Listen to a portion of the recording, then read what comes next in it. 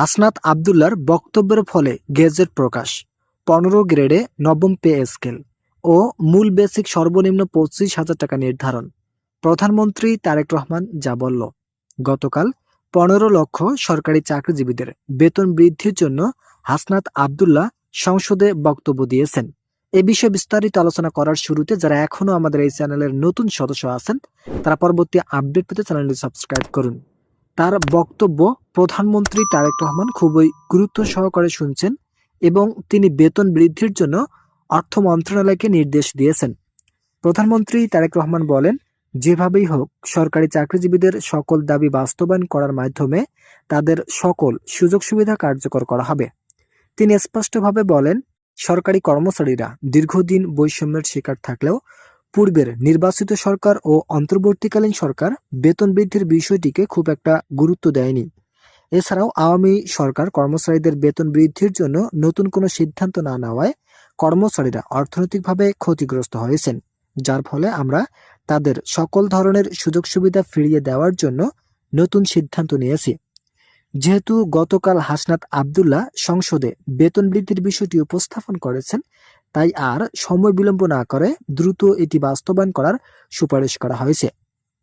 গতকাল হাসনাত আবদুল্লাহ যে বক্তব্য রেখেছেন সেই বক্তব্য অনুযায়ী 15 লক্ষ সরকারি কর্মচারীদের দীর্ঘদিনের সকল দাবি বাস্তবায়ন করার মাধ্যমে অর্থনৈতিক শক্তি ফিরিয়ে দেওয়া হবে। ইতিমধ্যে প্রধানমন্ত্রী ও আমির খসরু গতকাল অধিবেশনের পর একটি বৈঠক করেন। যদিও বৈঠকটি অভ্যন্তরীণভাবে করা হয়েছে, তবে সরকারি চাকরিজীবীদের বেতন বৃদ্ধির বিষয়গুলো নিয়ে চূড়ান্তভাবে আলোচনা করা হয়। আলোচনার সাপেক্ষে কর্মচারীদের দীর্ঘদিনের সকল দাবি বাস্তবায়ন করার 2টি সিদ্ধান্ত নিয়েছেন প্রধানমন্ত্রী। ভিডিওটির এই মুহূর্ত পর্যন্ত এসেও যারা এখনো চ্যানেলটি সাবস্ক্রাইব করেনি তারা অবশ্যই সাবস্ক্রাইব করুন।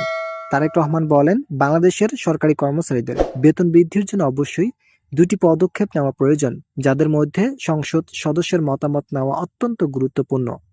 তারা বেতন বৃদ্ধির বিষয়গুলো নিয়ে মতামত জানাতে ইচ্ছুক, তাই আমরা সকল দাবি বাস্তবায়ন করার লক্ষ্যে তাদের মতামত গ্রহণ করব। সংশ্লিষ্ট কর্তৃপক্ষের একাধিক সূত্র বলে আগামী 5 কর্মদিবসের মধ্যে সরকারি চাকরিজীবীদের সকল দাবি বাস্তবায়ন করা হবে। তারেক রহমান বলেন, মূল বেসিক সর্বনিম্ন 25,000 টাকা নির্ধারণ হবে। পূর্বের সিদ্ধান্ত মোতাবেক মূল বেসিক 20,000 টাকা নির্ধারণ করা হলেও কর্মচারীদের অর্থনৈতিক অবস্থা খুব একটা শক্তিশালী হবে না বলে মন্তব্য করেন অর্থমন্ত্রী আমির খসরু। তাই তাদের অর্থনৈতিক শক্তি বৃদ্ধি করতে 25,000 টাকা সর্বনিম্ন বেতন বৃদ্ধির সুপারিশ করা হয়েছে। প্রধানমন্ত্রী নিজেই এই সুপারিশ করায় সরকারি চাকরিজীবীদের দীর্ঘদিনের যত সমস্যা ছিল সকল সমস্যার সমাধান করা হবে। অর্থমন্ত্রী আমির খসরু বলেন, প্রধানমন্ত্রীর নির্দেশ মোতাবেক আমরা গ্রেড সংখ্যা পরিবর্তন করার সিদ্ধান্ত নিয়েছি। 2015 সালের সর্বশেষ 8ম জাতীয় বেতন স্কেলে গ্রেড সংখ্যা 20টি রাখা হয়েছে।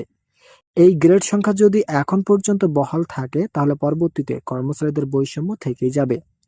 যেহেতু বৈষম্য নিরসন করার লক্ষ্যেই সিদ্ধান্ত নেওয়া হচ্ছে, তাই অবশ্যই গ্রেড সংখ্যা 20 এর পরিবর্তে 15টি রাখা হবে। 15টি গ্রেড সরকারি চাকরিজীবীদের ভাগ্য পরিবর্তন করতে সক্ষম বলে মন্তব্য করেন সংশ্লিষ্ট কর্তৃপক্ষ। যারা এখনো চ্যানেলটি সাবস্ক্রাইব করেনি তারা অবশ্যই সাবস্ক্রাইব করুন। হাসনাত আবদুল্লাহ গতকাল যে বক্তব্য দিয়েছেন তার বক্তব্য অত্যন্ত ইতিবাচক।